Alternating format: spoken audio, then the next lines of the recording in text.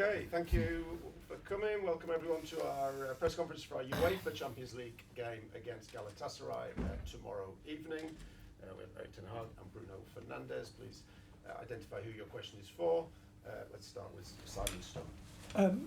Can I start with Bruno first, please? The club, while you've been here, worked so hard to get into the Champions League, and you've not always managed it. How much of a blow would it be if you didn't qualify for the knockout round? No, obviously for us it's really important to be in the competition. We want to be in the middle of the best clubs in Europe. It's, as you said, it's obviously disappointing if we don't go through. But I'm not thinking on that at the moment. I'm just focused on the game against Galatasaray, because the only way we can go through is winning against Galatasaray and going to the last game with a chance to go through. So our focus at the moment is on winning this game, knowing that we play against such good opponent away from home, where the atmosphere will be intense. But I think everyone, as a kid, you enjoy and you want to be in these kind of stages, big stadiums, big atmospheres. So you just have to enjoy the challenge. And Erik, can I just ask you, from the team that lost against Galatasaray at home, do you think you've improved since then? Yeah, I think so. Yeah, but probably it will be the same for Galatasaray. But I think we improved. So it's a good progress, and you see we are stepping up. We are more stable. We are winning games. So definitely there's a big difference from the first sight, first moment where we played them. Laurie. Erik, is Rasmus and Anthony both fit to start the game against Galatasaray if needed? They are in the squad. And just on Kobe, played so well at Goodison. That was a bit of a hostile atmosphere, but Galatasaray will be another level. Do you have any, concerns about starting him in such a game of importance with such a fierce atmosphere? No, we don't have fear. And if players are good enough, then they are old enough. Could I just ask one for Bruno, possibly? You gave Marcus the ball for the penalty. I just wondered, was that something in your mind before the game, or was that just in the moment? No, it was in the moment. As I talked about this already, I thought that Marcus needed his first goal. He's such an important player for us that he hasn't scored in the Premier League this season yet. Last season he was our top scorer, so we know that he's important for us. He's someone that can score a lot of goals.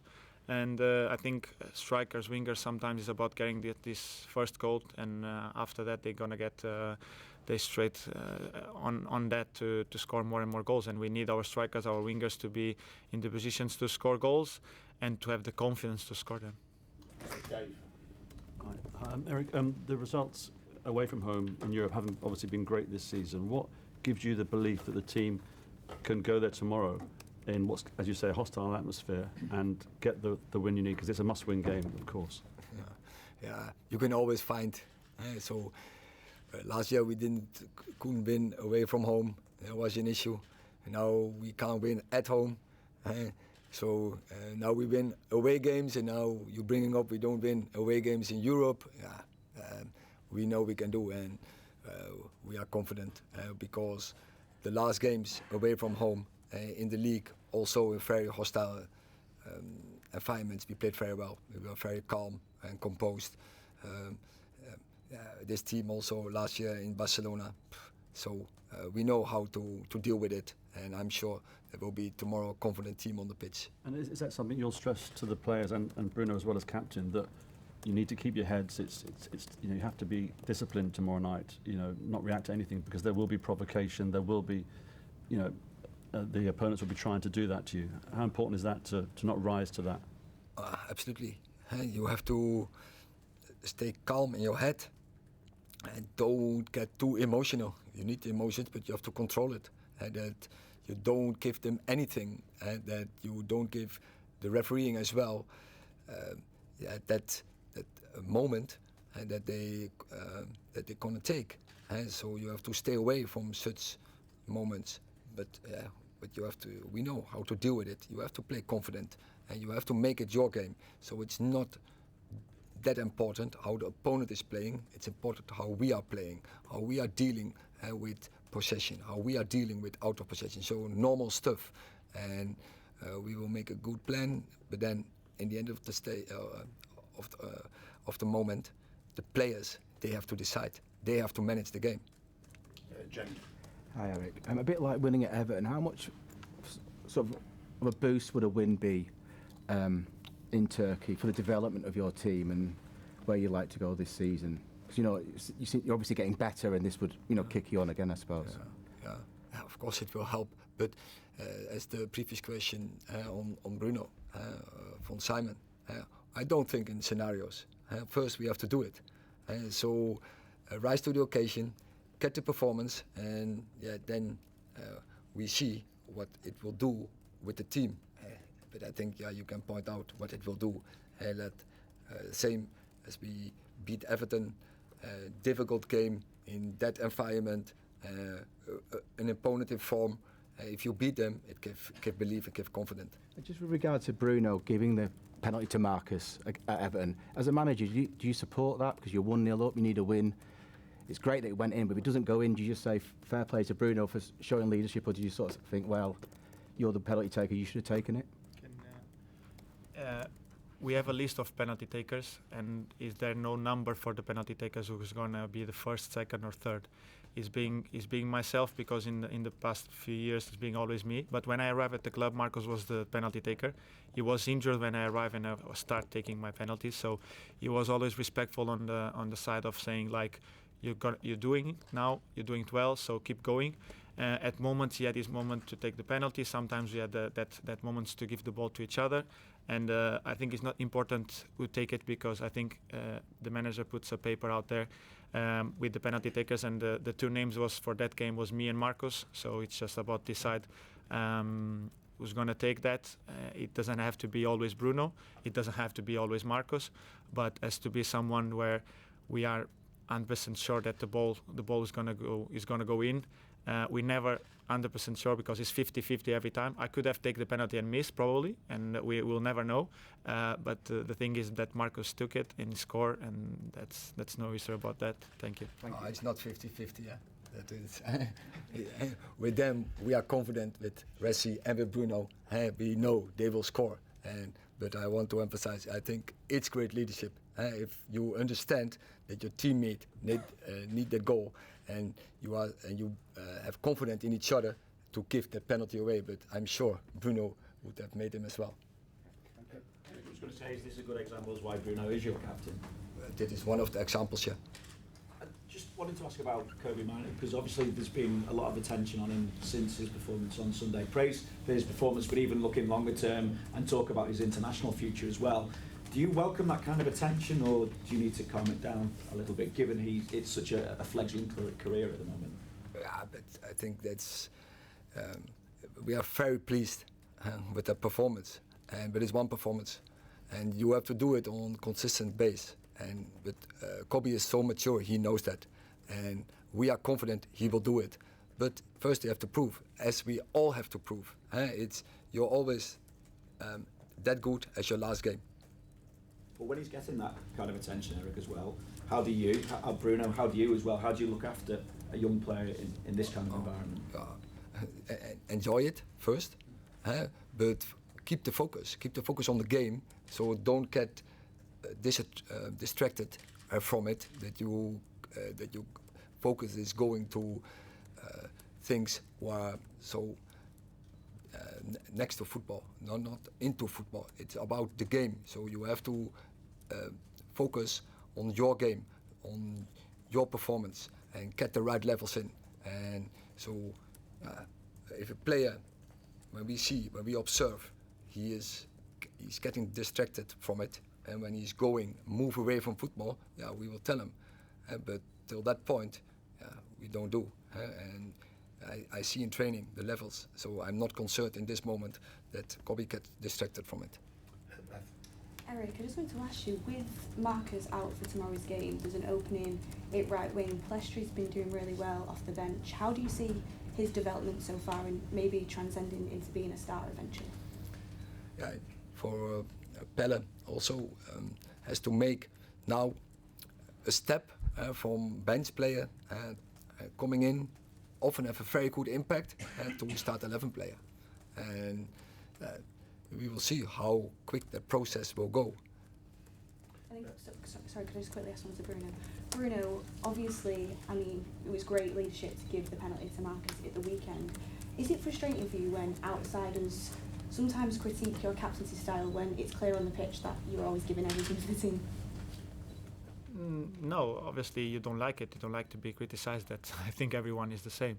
But at the same time, you know, I have to do the best, or what I think is the best for the team. I cannot, probably I'm not always right, but in my head at the moment is the right choice, so I do it. So I think it's quite normal when you play for Man United that you're going to be criticized, even if you do well or bad, if you do the right thing or the wrong thing. So I just have to deal with that. It's kind of normal since I arrived at the club. You know, in the beginning was everything perfect, because when you arrive and in the first game, if you do something different than anyone else is doing, it's going to be all flowers. But after that, I understand that it's going to be, the tough part is always coming after the first games, because when the results not coming, when your performance are not as everyone expect to be, because the expectations are always higher and higher. And I know that since I arrived at the club, obviously my numbers made myself a target. So not keeping the same numbers on assists or goals sometimes is a problem for me in the criticism, because they're gonna take from there. Now is the captaincy, but you know, it's gonna be always something. But my focus is on the team, on the staff, on everyone that works here with me day by day. I think they're pretty happy with me. The way I am, it's the same since I arrived at the club. It's not changed by being the captain. I don't think he has to change. I'm really open with everyone, so no one until now has have a problem with me. So I think I should keep like that. Everyone here is pretty happy with my leadership, so I think I have to keep the same way. Hi, Bruno. Obviously, Alejandro Garnacho scored one of the best goals of the season. Does that give a moment of brilliance like that? Does that give the team a lift ahead of such an important game against Galatasaray? No, it give a lift against Everton. I hope he can do it against Galatasaray. It will be amazing to have another goal like that. But obviously we expect moments like that from Garnacho. Is a special talent that have this kind of moments in games that can help us to win games. Him and we have such young players in front that in moments they can change the game to our side. I think we had it in the past, even like most recent with Scott against Brentford at home. You know, when not being a striker coming in and have that moment inside of the box as a striker, the killer instinct that gives you the win. You know, you need this kind of special things sometimes to win games, and Gardner has done it many times. Both Anthony are capable to do it. Pellistri is also someone capable to do. Rasmus also can do it. And after us from behind as midfielders, defenders, in some moments we can have a ball where we can decide the game, and we have to take it. Is it true that Alejandro's been practicing those moves in training, the bicycle kicks? And do you think he has the mentality to become one of the best players in the world? I don't know if he's been training that. It's not going to be good for his back, but I think, as I said, yes, been that special talent for big moments to be decisive. But I'm more happy for his work off the ball against Everton. Was for me the best game he has done until now. He was amazing, and I think when he can put together that with his qualities to score goals and help the team up front, is going to be such a good player. I think he's already a great player, but I think as for his age and for his talent, he can be much better than he is actually already. Okay, and finally we have 2 questions from the Turkish media, which are going to be read by Zara. Yep, so the first one from Anadolu Agency is: Galatasaray's victory over Manchester United in 1993 is a very important milestone in Turkish football, and it was the game that created Galatasaray's famous chant, "Welcome to Hell." How do you plan to protect your players from the feverish atmosphere in Istanbul, and what are your plans to get out of hell? We have to make it our game, and it's the history. And obviously, Manchester United has a great history, but you can't take any guarantee from it in the future. So we have to make our own future. And the next question is from TRT Sport. In the previous 3 matches played against Galatasaray in Istanbul, Manchester United have failed to win or score a goal. Do you feel any pressure because of this? And looking back on your defeat to Galatasaray at Old Trafford last month, in your opinion, what did you do wrong in that game and what lessons did you learn from it? I think similar answer. It's the past. So tomorrow it's about the future. So we have to make it our game. So it's on us. Thank you very much. Thank you. Thank you.